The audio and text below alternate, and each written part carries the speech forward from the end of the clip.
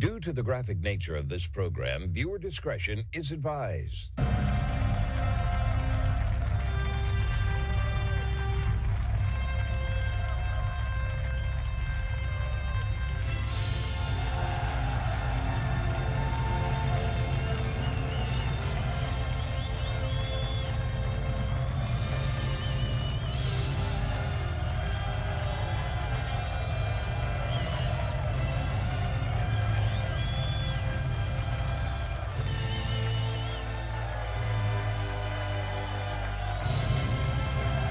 Hello, everyone. It is the Monday, April 6th, 2026 episode of the Marco Dre Show.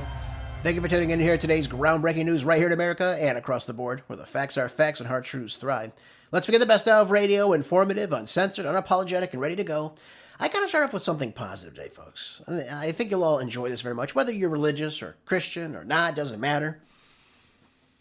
We saw a remarkable number of people converting and being initiated into not only the Catholic Church, but also other Christian denominations as well this weekend. And I got to tell you, it's amazing to see this revelation happening in the West. Why do I say this to you? Because whether we like it or not, I tend to like it, our government was founded on Christian values. I know that's something people don't want to talk about anymore. We don't want to say these types of things. We don't want to offend anybody. But ladies and gentlemen, let me just be the first to tell you, this nation was founded on Christian values. We can't get away from that. And when I see young Americans, whether obviously doesn't matter where they are, coming to Christ, coming to Jesus, it's telling me something that's very important. What does that mean exactly? It means that people are seeing the light. They're seeing that, wait a minute. Maybe just being engrossed in all this technology constantly, day after day, it doesn't do anything. It keeps me empty. There's nothing filling me. There's nothing inside my soul. What am I doing? And they hear the word of Jesus, and they say, wait a minute, this is starting to make sense to me. My purpose is becoming more clear. We're seeing numbers now that are breaking records for 2, 3, 4 decades now across the country. Even in the West, for example. Europe, Belgium, doesn't matter where it is. Of course, Belgium's in Europe. England, all these countries are getting record numbers of people coming into the Catholic Church, for example. Let me give you some examples out of the Catholic World Report. It says here that Detroit has the highest numbers in over 2 decades now, with 1,400 people coming into the church. Very wonderful. We've also got increases since that exact time frame.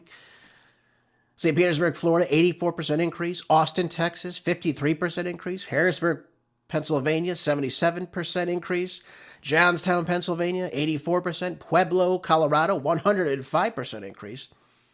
Norwich, Connecticut, with a 112% spike. Look at that time frame. Look at how we look compared to where we were in 2006 to where we are now. People are coming to Jesus. And again, it's for the reasons I just told you. When you have a society that is based on these values, which again I will argue with you, in the 1700s, most people probably attended Mass. Most people probably attended church. This is where these people were. Even our politicians were attending these Masses, attending these church services. They believed in God. So when you hear people lie about the founders, well, they were deists, they didn't really believe in Jesus. Well, actually, yeah, all of them did. All of them did. In fact, on Sundays, when they wanted to find Thomas Jefferson, they knew exactly where to find him every Sunday morning. He was at church service. It is a staple of American society. Again, whether you believe it or not, doesn't matter to me. That's the truth. That's where our beliefs come from. This is where our traditions come from in this country. So we can't overlook this when we have people coming to the church now in such high numbers. In droves, if you will. And the reason is because people are searching for something more out of their lives. They're not getting it out of the cell phones, or the iPads, or the PCs, or whatever it is they seem to be doing, whether it be drugs and alcohol, or whether any other type of lifestyle they might be involved in. I don't know what that might be, but there it is. And I say, wait a minute, there's got to be something more than just this debauchery I find myself in. Of course there's more to it. We're all made here for a certain purpose. And I think a lot of young people are coming to that realization. In Los Angeles over the weekend, 8,500 new Catholics were initiated at the Easter Vigil. That's amazing to me. I love seeing things like this. And when you see the people for the first time either being baptized or getting the Eucharist or being confirmed to obviously be a full member of the Catholic Church, those are the steps you have to take. It's an amazing thing to feel that, too. To see that joy. These people are now in communion with Jesus. It's something, I can't even describe it to you.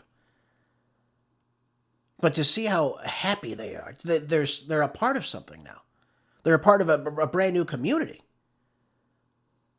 I mean, it's just out of this world. I mean, I can't describe how amazing it is to see that for people, seeing them come to that realization. But it's amazing.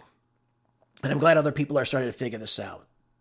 Because when we look at our country as a whole, when we look at conservative values, for example, when we understand that there is a foundation, and that foundation is Christianity, that's how the founders wanted it. I didn't make it up for them. They did it on their own.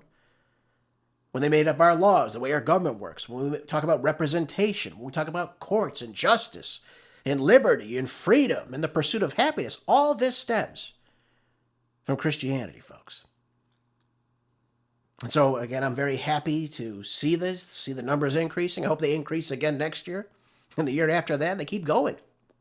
How wonderful would that be?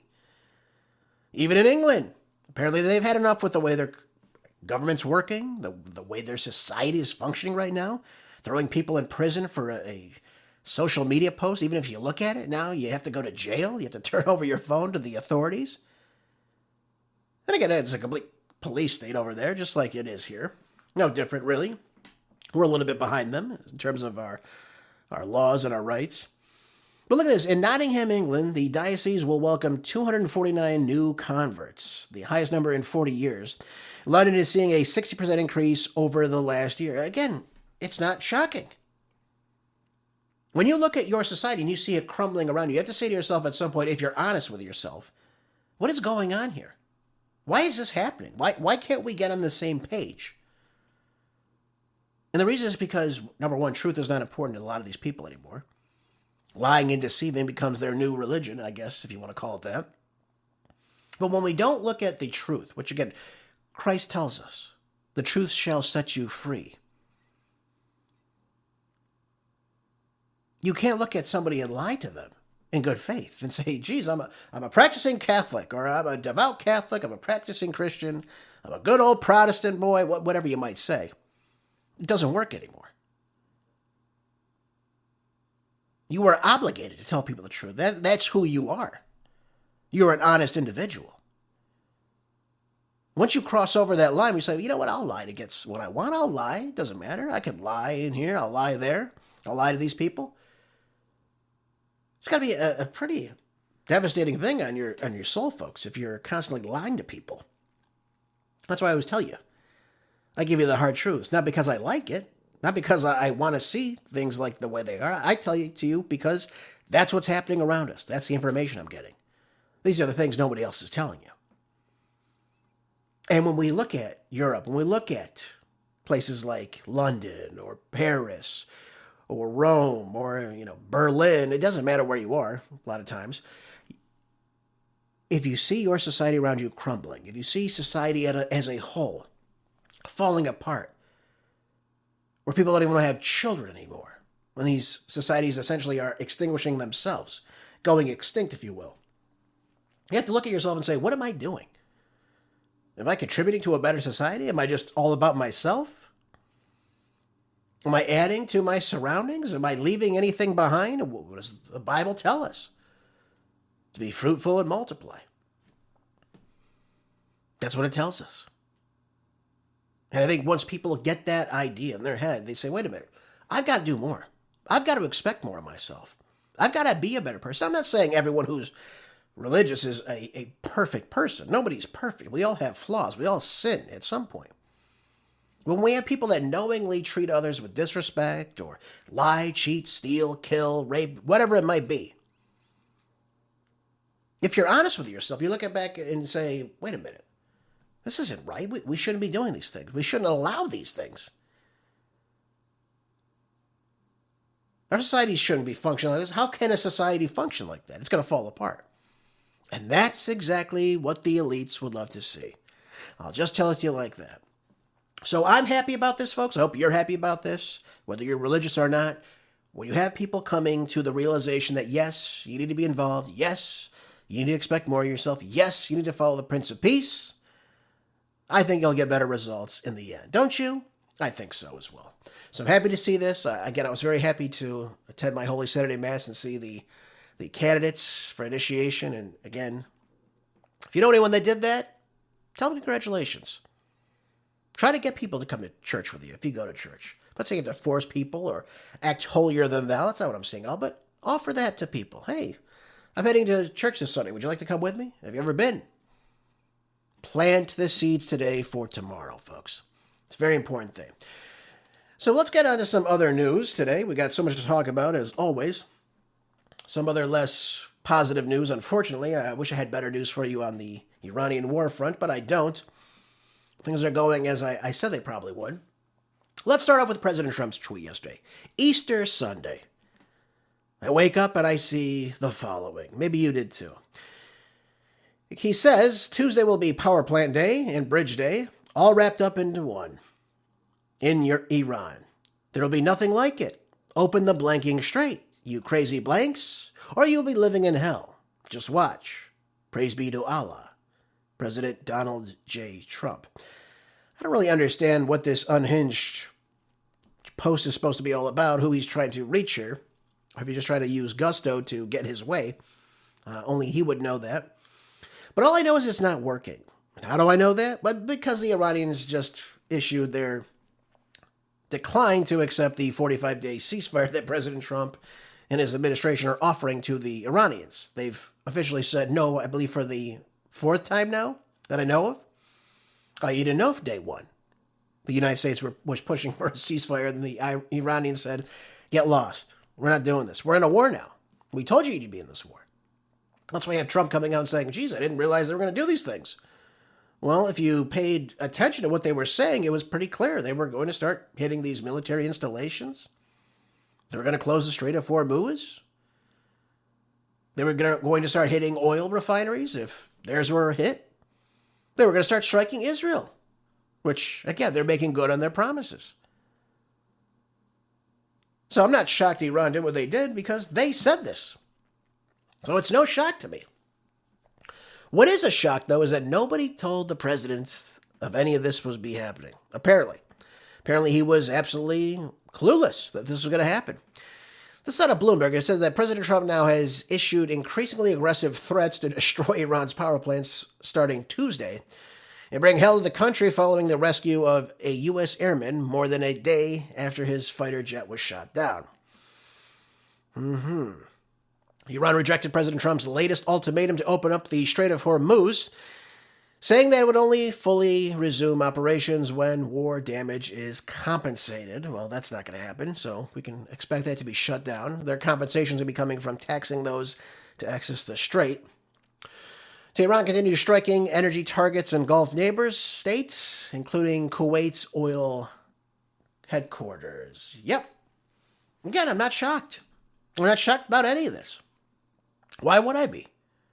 Makes perfect sense if you've been following the show. I've been telling you this since before this war even began. I said they will hit the following. And again, I turned out to be right because, again, I just listen to what they're saying to us. Axios reported that the United States, Iran, and regional mediators are discussing terms for a possible 45-day ceasefire. No, they're not. The Iranians were never talking to the United States throughout any of this. Now, maybe it was done through mediation, if you will. But nobody was directly talking to the Iranian government inside the United States. No one was listening to Steve Witkoff or Jared Kushner or Donald Trump. Now, I'll give J.D. Vance some credit. Yesterday, I guess he was working because he's trying to work this ceasefire. But it's not going to work. They're not going to accept it unless, of course, we come to their terms, which Donald Trump would never do. Can you imagine that? Can you imagine getting us into a war? Stating we're going to win, we're going to clobber them, we're going to defeat them, and then all of a sudden you say, by the way, we've got to give them all these demands. It's absurd. It'd be a loss in Trump's book, and he will not do that because largely it's just his ego, folks. It's just the narcissism. He's not going to allow that to happen. He's not going to admit defeat. He's certainly not going to give war reparations or what have you to the Iranians. Just not going to happen. But this is getting more and more out of hand. We're seeing lots of things breaking out as a result of this. But now what he's doing, he's trying to double down on this war. He's trying to get more support for it. The speech last Tuesday didn't work. I'm not shocked about that because it wasn't that great of a speech if you know what was going on. Really, it wasn't. But you've got to understand something. This war is going to go on as long as Trump is told he can do this. Now, I don't know what off-ramp he'll look to, what exit he'll go towards. I have no idea. I doubt he would use nuclear technology. I highly doubt this. But he will try to do what he can to destroy their energy infrastructure, thinking that's going to cause the country to fall. Or he's going to hit the desalinization plant, hoping there's no drinking water inside of Iran, hoping it'll fall that way. We try to arm the Kurds. That did work, which again confirmed what I was telling you before. These so-called peaceful protesters, which were really violent rioters, were given weapons by the United States, by the CIA, by Mossad, by MI6 to take down the government. That didn't work. So what is the end game of all this? What is the major objective in all this? Nobody seems to know. Well, he gives us a little clarity in clip 1 today. Take a listen to this. What do you say to Americans who are not a fan of the war? They're foolish because the war is about one thing. Iran cannot have a nuclear weapon. Had we not broken the Barack Hussein Obama agreement, you know what I'm talking about, the Iran nuclear deal. This is years ago, my first term. You would have had a total. Israel would have been gone, extinguished. Israel would have been wiped off the face of the earth, and the entire Middle East would have been, at a minimum, in big trouble. But okay, I don't know where he's getting this from. The JCPOA, the Joint Comprehensive Plan of Action, prevented the Iranians from building a nuclear bomb. That's the whole point of it. It allowed the United States to bring in inspectors to their nuclear sites to check, to make sure they weren't enriching past a certain amount. They weren't building any type of bomb. They agreed to this. They've even signed on to the Non-Proliferation Treaty. So when he says, well, if I didn't get us out of this binding legal agreement that we can go in and check for nuclear technology, they would have had a bomb by now. Israel would be blown up. Where's the evidence for this? Again, I want to give the president the benefit of the doubt. Where's the evidence for this? Because I can't find it anywhere. In fact, we got out of that, as he said, and he replaced it with absolutely nothing.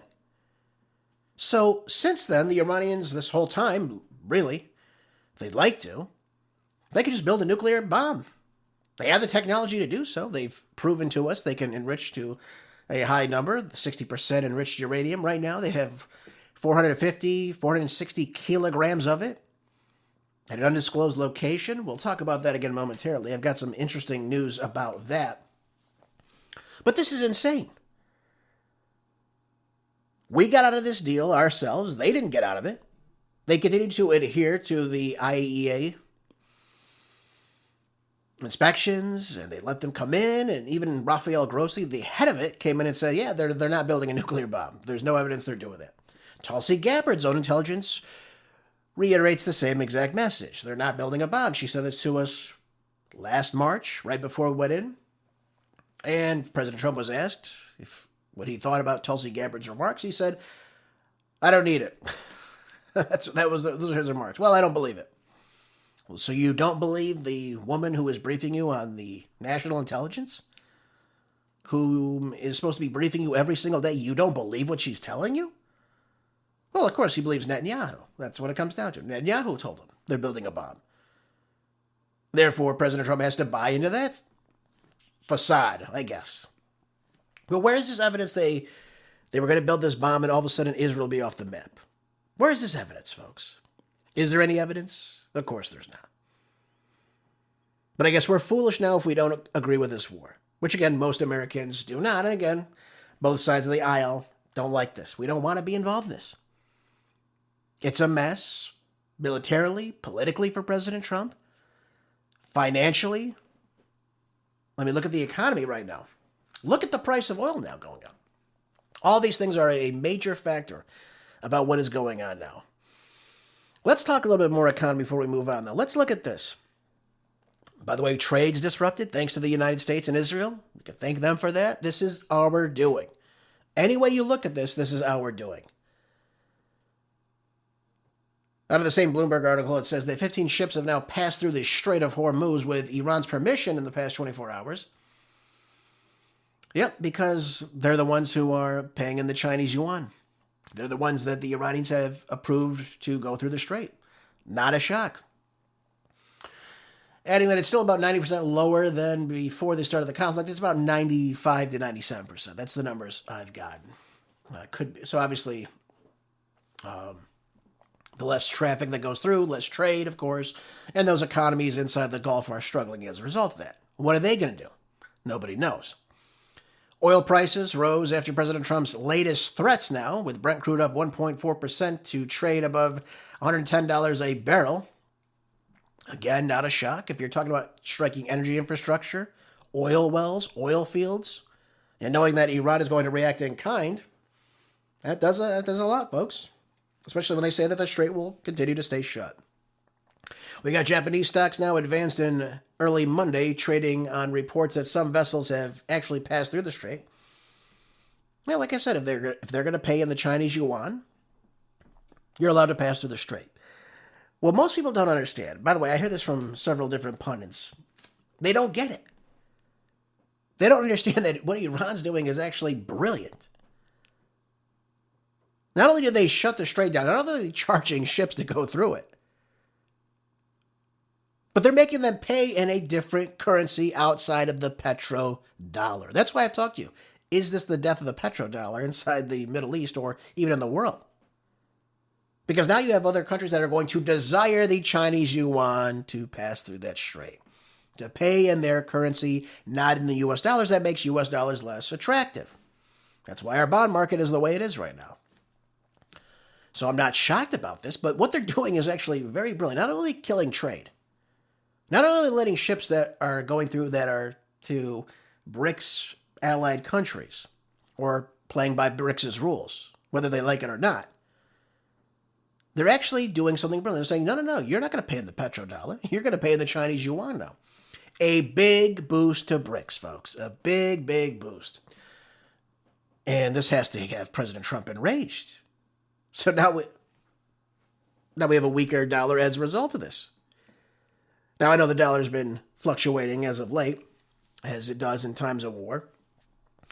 But you've got to understand something. If these countries start ditching the dollar, if they stop buying U.S. treasuries, you have an end to the U.S. dollar, folks. That's why I always tell you, diversify your assets. Don't just keep everything in one basket. I'll just tell it to you that way. You'll find out the hard way if you don't do that. But, this is where we are now. This is where we are. So we got the prices now that have been roiled by the conflict. They're soaring costs for these products. Think jet fuel, think diesel. My goodness. By the way, I saw in the Central Valley of California, diesel is going for about $10 a gallon now. That's amazing, isn't it? In the great state of California. It's unbelievable. So that's going to cost goods even more to get to where they're going. That means those costs will go up and will reflect that very, very soon. So expect that. Even if you're safe, for example, I'm in a state where gas is pretty low. It's above $4, but I can handle it. Okay, fine. What's your diesel cost? Oh, well, it's almost $6. Okay, so anywhere that person is driving, whether they're driving across the country or even in the state you're in, it's costing them more to bring those goods to market. Where does that cost have to get passed down to? The retailer, and then, of course, to the consumer, you. Every time you go buy that same product or wherever that might be, you're paying more for it. I don't make up the rules, folks. I'm just telling you that's how it works. Supply and demand. Costs more to make something? Guess what? You got to make more of it. When you lose 20% of the global oil supply, guess what? That price of oil, no matter what or how much you're producing, is going to go up because those oil futures, those stocks are going to start rising. That's why Brent crude is going up over $110 a barrel. It was just $67 right before the war, $68, something like that. That's why across the country, the price of gas has gone up over $1. on a national average. California's out of control right now. Again, that's largely because of what's taking place in Sacramento. I don't deny that. But a lot of it is because of what we're doing as well. We don't need to have gas prices this high. We don't need to be involved in this. That's why I said President Trump, pull us out of this war. What are we on, day 38? And what's changing in this war for us? Nothing. Nothing is changing. But the prices are starting to adapt to the market. That's what I'm trying to tell you. OPEC Plus members raised their production quotas for May, by the way, so expect those prices to go up. Yep, it's happening, folks. I told you this before. It's going to happen soon. It's going to happen very soon. We have the average now national retail gasoline price now topping $4 a gallon. Yep.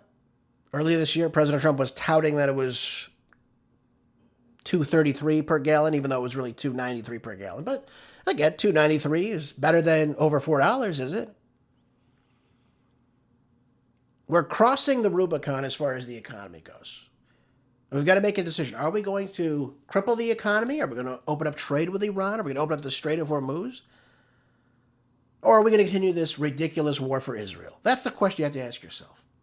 And that's not me just saying that. That is people coming out inside that worked for the government. Look at Joe Kent.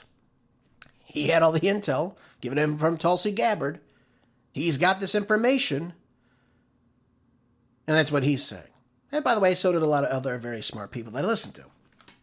And even Marco Rubio told us exactly the same thing when he said, we knew Israel was going in, and we decided to go in with Israel because we knew they were going to strike us. Well, ladies and gentlemen, that's not an imminent threat. That's you going to war with Israel. So is this a war for Israel now? And the answer is, yes, it is.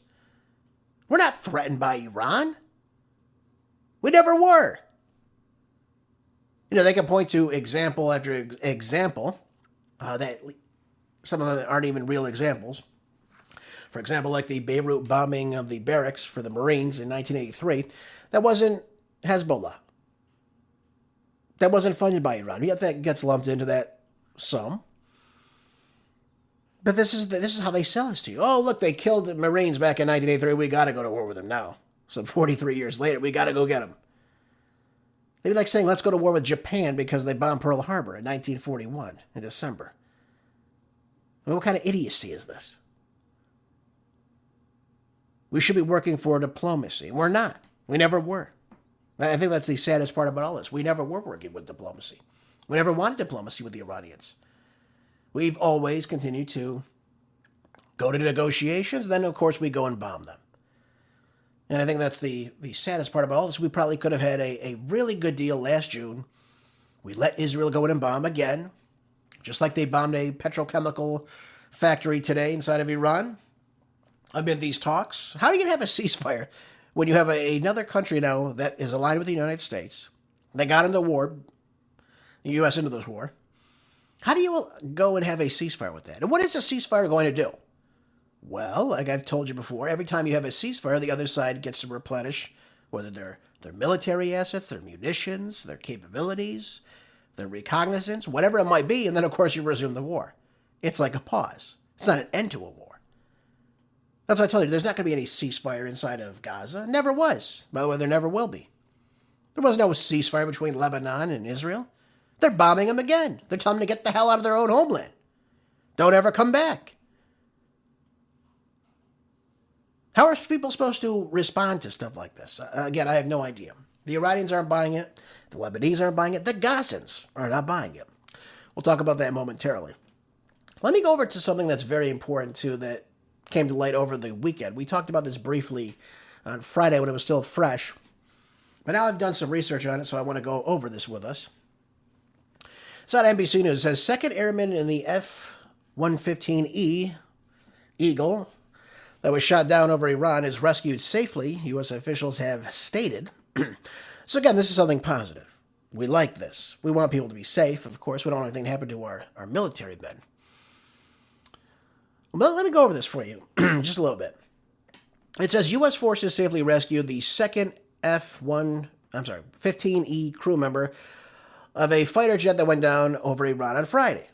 President Trump said that the rescue was an Easter miracle in a text message to NBC News and praised the U.S. forces for their strong, decisive actions. He went on to say the Iranians thought they had him, but it wasn't even close. And remember, we got two, but couldn't talk about the first in that it would have highlighted that there was a second. So he's referring to the fact that we had two pilots missing. One was picked up right away, and the other one was still on the ground. But the whole notion behind this is very interesting. And I want to go over this with you.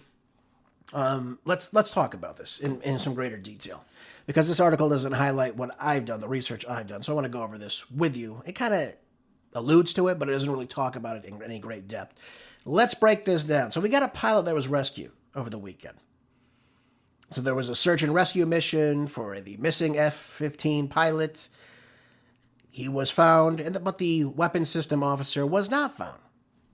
We couldn't locate him right away. When we did locate him, he was about 21 miles from Isfahan. Now, for those of you that listen to the program, you'll know that that's the site of the nuclear facilities that we have bombed in the past. Keep that in mind right now. 21 miles away from it. And again, despite different claims right away that he was supposed to be someplace else, he was near the coast, that he was about 100 miles from the coast, or what have you. Anyways, he was about 21 miles. That's where he was picked up, from Isfahan. Normally, though, let's understand this. Any weapons systems officer is usually a junior officer in the Air Force. But what's interesting about this to me, the WSO in this F-15E was the vice wing commander, a colonel in the Air Force, and he was stationed in the Muwafaka Salti Air Base in Jordan. And forgive me if I butchered that first name. Muwafi. There we go. Again, certainly someone of higher rank, more than a junior officer. Think a lieutenant, think a captain, or a major. Now, while some of you may think, well, not much of it. What's the big deal, Gerace? Let me remind you something. This is a major air base that is used to conduct air operation strikes against Iran. And this WSO was a very high-ranking officer. That means he probably has lots of intelligence that he knows about that is used in a lot of these missions to attack inside of Iran. Keep that in mind. Now, as the story goes on, he either broke his leg after he ejected with the pilot. Again, the pilot was picked up right away. He was not. But now they're saying he either broke his leg or his ankle. Yet he was still able to traverse some 5 miles to a mountain and then climb that mountain. And then was, of course, picked up and rescued off this mountain. So, I guess, is this possible? Yes, it's possible. Is it likely? Probably not, but that's the story that we're given. Then we look over to the rescue of this. A Joint Personnel Recovery Center, the JPRC, was mobilized in these efforts to find this colonel, of course. And obviously, they needed to find him. But here's where it gets tricky. It was a JSOC mission that rescued this man. They used a UH-60 Black Hawk helicopter that picked him up on this mountainside, also in the company of the following. Take a listen to this. There were several A-10s. There were MQ-9 Reapers. There were C-130 transport planes. There were MH-6s and SEAL Team 6 also to pick up one man. Again, these are divisions that are used for operations on the ground. These are not rescue operations. Let's just keep that very much in mind. So here's what is being said. Okay, listen, just hear me out here. The likely scenario behind this was that these aircrafts were stationed nearby in like a staging location, probably to conduct a raid or extraction mission of the 60% highly enriched uranium hexafluoride from the Isfahan nuclear facility. But either during the mission or at some point, they had to get wind that this colonel was stuck on this mountain. They located him, and that's how the Black Hawks came in to rescue him. Again, a highly decorated colonel, 2,000 hours of flight with the F-15Es, combat deployments. He was an instructor, weapons systems officer, status level, a weapons school background. Not your average guy. Very high priority. Lots of intel with this guy. likely we need him for these missions. That's why we went in, to go and save him. So let's understand this. Some of these planes were taken down, and is it effect of all this? We had several planes going down, not just the F-15 Eagle, but you also had A-10s, the Thunderbolts, shot down by Iran over the weekend, crashed in the Persian Gulf. The pilot was recovered in Kuwait. You had 2 Pavehawk helicopters of the Air Force conducting search and rescue missions, both hit by Iran. One crashed inside of Iraq. All crew were rescued. Then you had KC-135, these Shadow tankers. These are the planes that refuel. We know one of these went down recently, too. And by the way, we also had a F-16, a Wild Weasel also. I think these were... Yeah, they were both hit as well. Again, these planes are hit. Keep in mind, I'm talking to you about planes that Iran has taken down. And we know this because both of these last two that I mentioned, a squawk code landing for SOS was issued by both of these planes. We don't know what took place with the F-16 Wild Weasel, though. The last I heard, had disappeared off radar. We're unsure if it landed or if it crashed. We don't know. But what's interesting to me, though, about all this is I think these planes were either on a mission, either got botched, either didn't work, they weren't able to get where they needed to go. And as they were returning back, they said, we need to go pick up this guy. And that's why they made this brave rescue, of course. So again, I'm not unhappy about this. I'm glad that he was safe and rescued. Don't misunderstand me. But what were they doing so close to this mountain in this staging area? I think that's exactly what it was. I think they were 21 miles or so away from Isfahan. I think they were going to go in and try to extract or destroy or at least get this enriched uranium and get it out of it. So this really, to me, this is why this is so significant. This would really be our first boots on the ground mission inside of Iran, if they were able to successfully pull it off. I don't think they were, though. I think that's why they had to return back. And of course, we know that a couple planes had been destroyed in the process. But this is letting you know that the Iranians are able to do this. They are able to take out our planes in the airspace. And I think that's the crucial part about this. So we have, again, we're not told about all the details, at least, about these planes that have been hit, if we have more casualties as a result of this. There's some footage of, for example, planes being hit, and some of them have made it, for example, to Kuwait, as I said to you before, with those A-10 Thunderbolts. But there's some planes that have been hit, and they're trailing smoke, black smoke. That means they're damaged severely, and we don't know what has happened to them yet. So we don't know if people have been KIA, or if they're MIA, or what's going on with these planes. But we have a serious amount of damage with these planes over the weekend, some $400 million, folks. $400 million of damage in these simple rescue missions. That's a lot of damage, folks. So when we say, we control the airspace, they can't stop us, well, apparently they can. And apparently they can locate where we are. So those C-130s were on the ground, or they were struck. They're trying to say that they can no longer move because they got stuck in this sand. I don't buy that for a second. Anyone that knows anything about planes has suggested that those planes are very durable. They can get through a lot of stuff. And some sand is not going to stop them from where they need to go. So I'll just leave that to you. Again, I'm very happy that this colonel was rescued. Very happy for that. I'm glad the other pilot was recovered and is safe. But we've got to look at the bigger picture here. This was probably one of the first ground invasions that was going to take place. And it failed.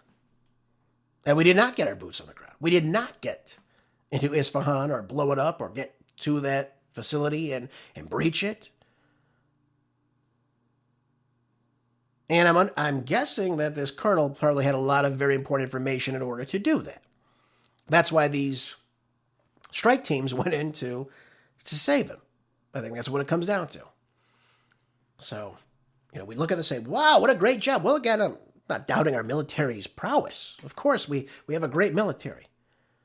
But we cannot underestimate what the Iranians can do and what they could see. Remember, they're getting intel coming out of Russia, from China. They're getting advanced intel. They're getting satellite imagery. They're getting all these things. And they probably know exactly what the Americans were doing on the ground that's 21 plus miles away from Isfahan. So is this the first stage of putting boots on the ground? Is this the first stage of, again, doing what Trump said last week, getting that highly enriched uranium? Is that going to be the next step? Because what did he just say to us today? He said, we can't have them get a nuclear weapon. Well, what would ensure that right now? If we took all that 460 kilograms, roughly 1,000 pounds of the 60% highly enriched hexafluoride, that would pretty much do a number on that right now, at least. Now, that wouldn't stop them completely, but that would allow Trump to die things down a little bit in this war, I think. I think you would see a bigger pullout as to what's going on if he believed that he got that. But this is where we are in this conflict, folks. We are looking to put boots on the ground. Again, we want to take Kark Island. We want to try to open up the Strait of Hormuz and allow ships to go through. I don't see any of that happening. Certainly not successfully. And it only risks our best and our bravest on the ground inside of, for example, if you put them on Kark Island, they have no way to get off that island. We have no way to get to them. We have no way to get them supplies, humanitarian aid, medical aid. How do we get them off this island? And what are they going to do if they're in that sort of trouble? They're just sitting ducks. So we can't underestimate Iran's drone activity, their underground missile silos, which, of course, they can strike all throughout the Persian Gulf. And that puts anyone we put on the ground or any ship we put in that region at great risk. And I don't want to see that. I don't want to see any of this. You shouldn't want to see this. But this appears to be where we are now. So on one part, I'm very happy that the WSO officer was picked up, or that he's okay. But the other stage about this is escalating behind the scenes. We are looking to go into these military bases, these nuclear facilities, and get that highly enriched uranium. That is it's going to be a very risky mission. I'll just put it to you that way, if we continue on that same path. Oh, by the way, folks, this is out of Just the News yesterday evening, just to reiterate what I'm talking about here. It says here that Hamas won't discuss disarmament without guarantees of an Israeli departure from inside of Gaza. Now, why are they inside of Gaza still? Well, that violates UN Charter Article 242. I have no idea. But this is where we are right now. And it goes to show you that the Israeli presence inside the region is still very much what they want it to be. They told you that it was going to be a ceasefire. Everyone clapped and said Trump is for peace. And Israel's doing whatever the hell they want still inside of Gaza. They're just doing it behind a certain line in the sand, if you will. But here we go. We have the Palestinian militant group Hamas says that they won't even discuss this disarmament. President Trump's aborted peace plan that was presented to the group last month requires Hamas to destroy its vast tunnel networks inside Gaza and lay down its arms. Let me ask you this, though. Why would they do that? When you have the IDF continuing to shell the region, to kill people every single day, to, again, conduct airstrikes. I just saw last week a tent city was struck with one of these missiles, killing people. Lack of humanitarian aid going in the region. Why would they put their arms down?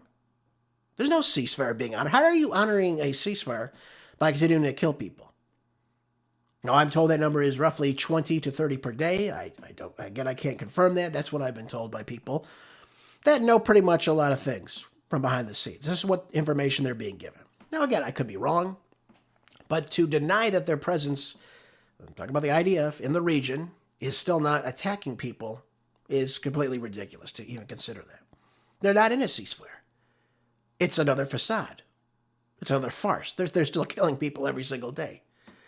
Now, they were citing unnamed sources that a Hamas delegation met with Egyptian, Qatari, and Turkish mediators on Wednesday and Thursday, where the group provided several demands and requested amendments to the board's plan. Now, among its conditions for peace is that Israel would leave Gaza. Well, they haven't. And they were supposed to by now. Remember that 21-point peace plan, was it?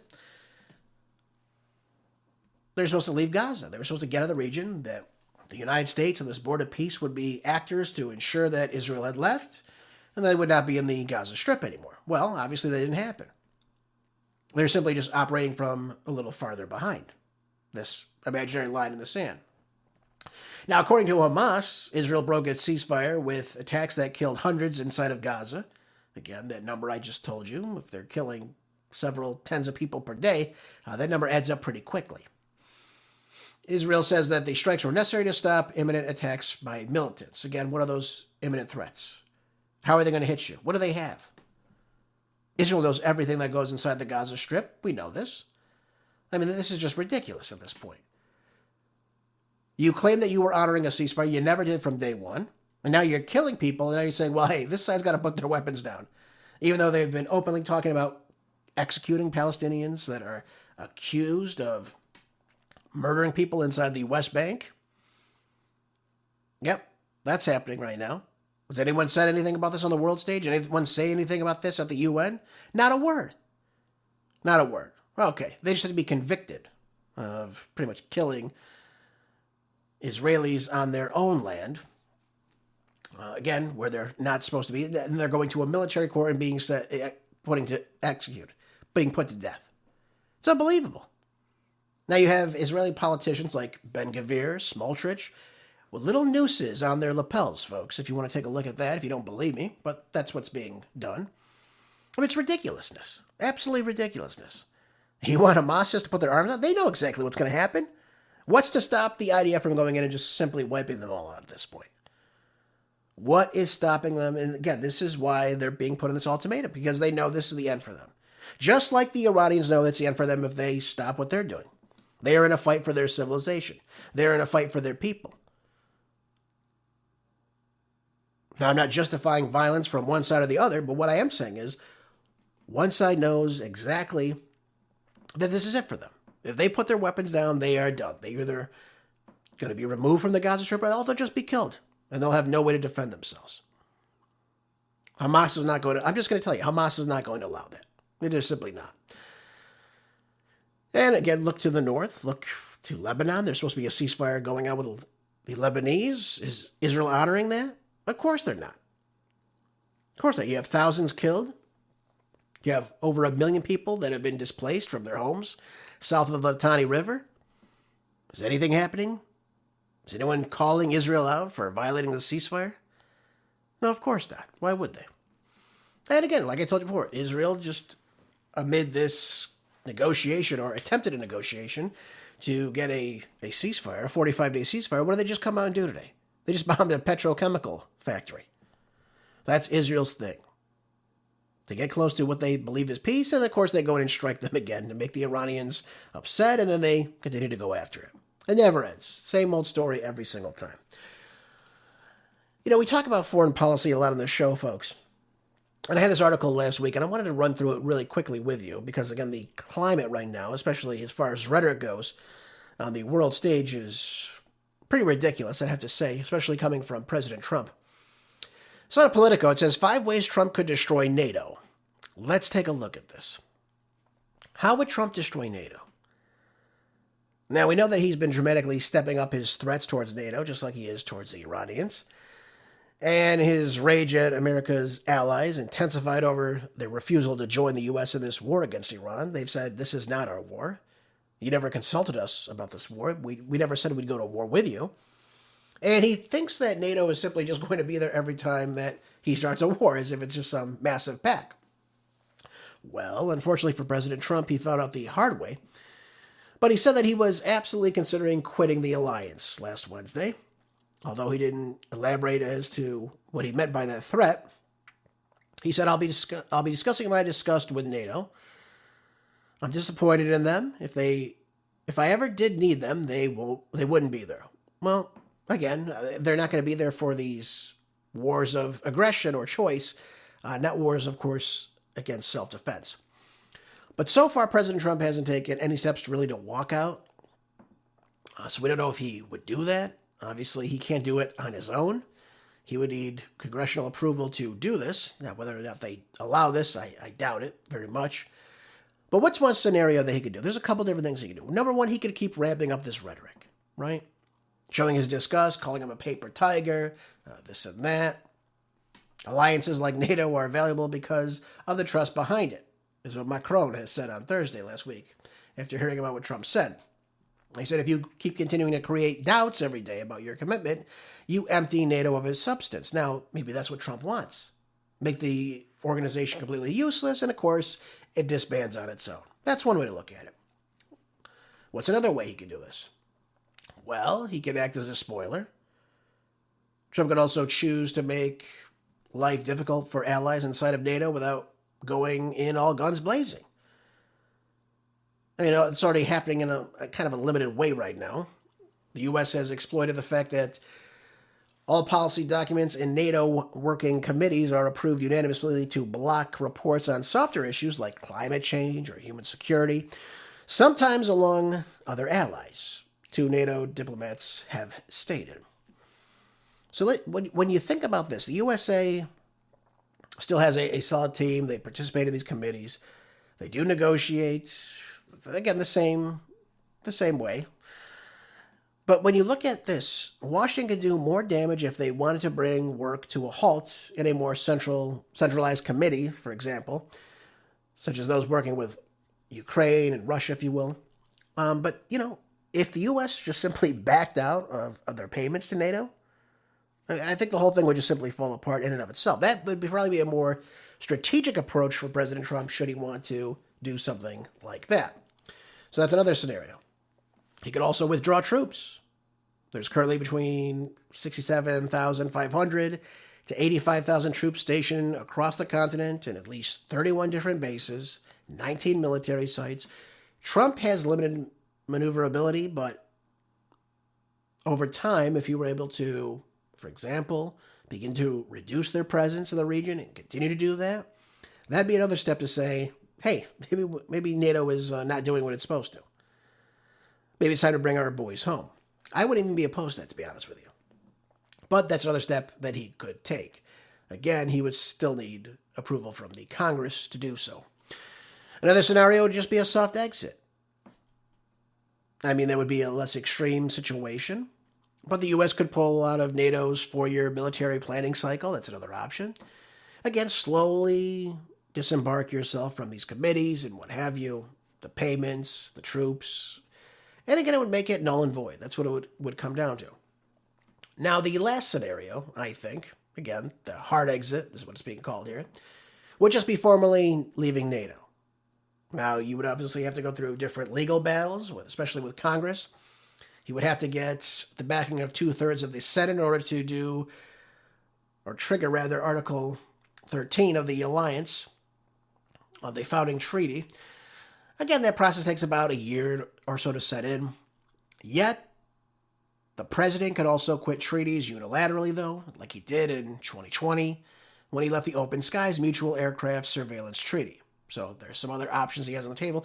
Again, he would probably distance himself, rendering the United States a little less valuable to these countries.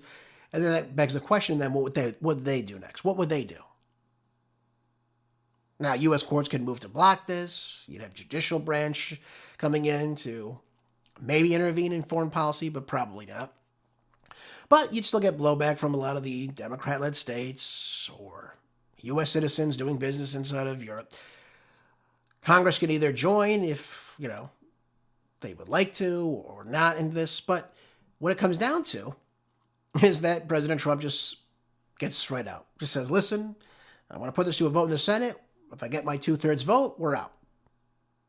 Now, do I think he can get that? Probably not. But that would be another probably approach I think President Trump may take. You probably have to do it sooner rather than later. And I don't even think you'd get all Republicans in on this as well. But these are the options that he has.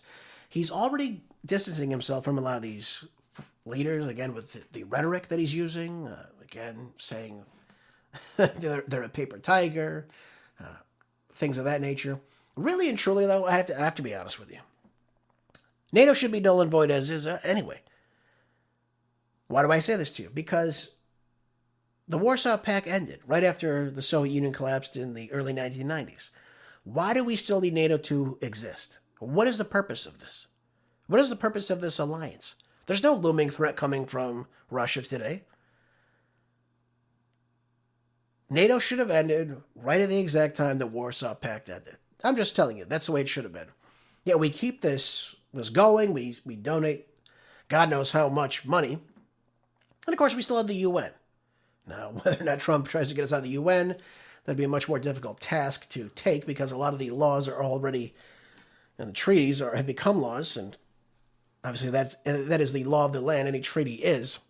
That'd be a much more difficult task for him. But we have other committees, we have other groups, we have other organizations that bring us together with Europe for diplomacy. Will he stay in it? I think he's had about enough of NATO. I don't think he likes NATO. So over time, we'll see if he tries to do anything to pull us out even further. I think it would be a small process, slow at first, small increments, and then he would try to get us out that way. I don't think he would just do a quick exit from the entirety of the program. But only time will tell. All right, folks, let's move on. Last article today. We got a few minutes remaining in today's broadcast. Let's go over this coming out of the New York Post. It says, Trump endorses former British government aide Steve Hilton in California's governor race. Now, I don't know if this is going to help Hilton or hurt him. I don't know what Trump's word means nowadays, especially when most people are upset the way he's approached this Iranian war, the way he's handled the economy since taking office for the second time. But nonetheless, Trump weighed in on the governor's race in California, endorsing Steve Hilton, as I just said, over Sheriff Chad Bianco of Riverside County.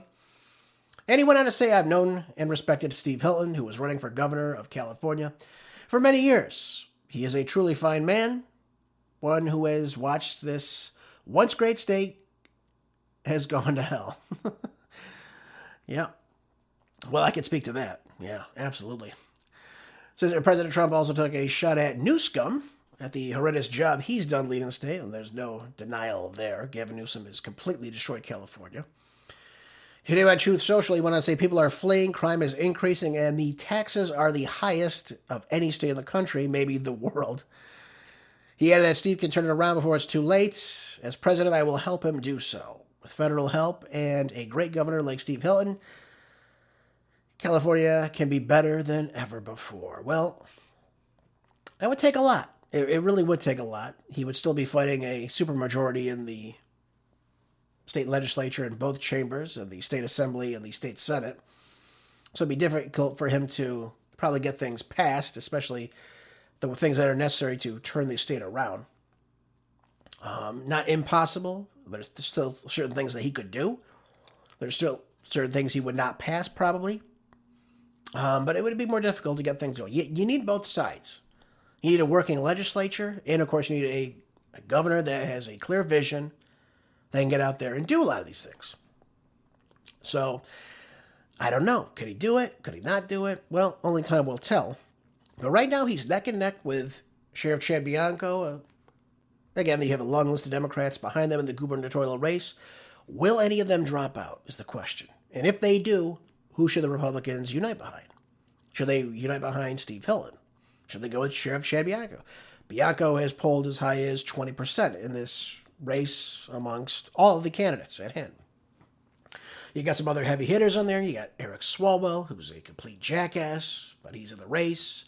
You have Katie Porter, Tom Steyer, Xavier Becerra.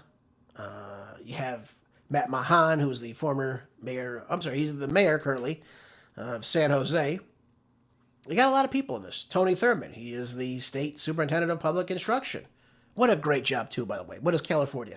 Second to last in the nation? God, what a sterling example for leadership that is. Then you got Antonio Villaraigosa, former LA mayor. You got Betty Yee, former state controller. She's supposed to be working on the finances for the state of California. And if she did her job, you probably wouldn't have the finances so out of control as is. But really, the state is, on the Democratic side, they're failing to get behind a single candidate. And it's interesting to see this right now. You know, you don't have someone coming in who's a well-known mayor like the Gavin Newsom, who's the current lieutenant governor. You don't have people like that who are in the spotlight with that name recognition. You know, people know Eric Swalwell, but most people don't know who Katie Porter is in California. Most people don't know who Betty Yee is. A lot of these people just vote for these candidates. They don't know who the hell they are because they have a D next to their name. So getting behind one of them is going to be becoming a pretty difficult thing to do. But I think as time goes on, once Villaraigosa or Betty Yee or Becerra or Thurmond, they start to figure out, hey, you know what, I'm pulling at 2-3%. There's no reason for me to be in this race. Eventually, some of them are going to drop off. And I think you'll see that support behind Porter or Swalwell or Steyer start to reignite. And, as time goes on, but people will get behind one of them or two or three of them. And then, obviously, at some point, possibly surpass one of the two Republicans. And then you'll have the Republican candidate, who's most popular, and the most popular Democrat. Unfortunately, that's the way it's probably going to work. Again, I hope I'm wrong. That'd be fantastic if I was wrong. But probably not, folks. Unfortunately, probably not. So we'll see if Trump, his endorsement of Steve Hilton, actually makes something stick, makes something work, gets more people behind him, or if he'll simply do absolutely nothing. I'm of the opinion he'll probably absolutely do nothing, to be honest with you. Bianco tends to be pretty popular. I think you'll see that. So I think it'll be an interesting race to see. But can California be saved? That's the biggest question of all of it. Can California be saved? Only time will tell. It needs a lot of saving, though, folks. I'll just put it to you that way. That'll do it for today's show, folks. Thank you again for being here. I appreciate you so much. Please share the show with others. I always appreciate when you do that. Make sure you're being prepped with food, water, ammo, money, gold, tools, medicine, supplies. Folks, now's the time to do it while you still can. Stock up while you can. It's very crucial you do so. Have a great rest of your day. I'll see you back here tomorrow for more groundbreaking news on the next Marco Dre Show. Until then, be good, stay busy, and God bless.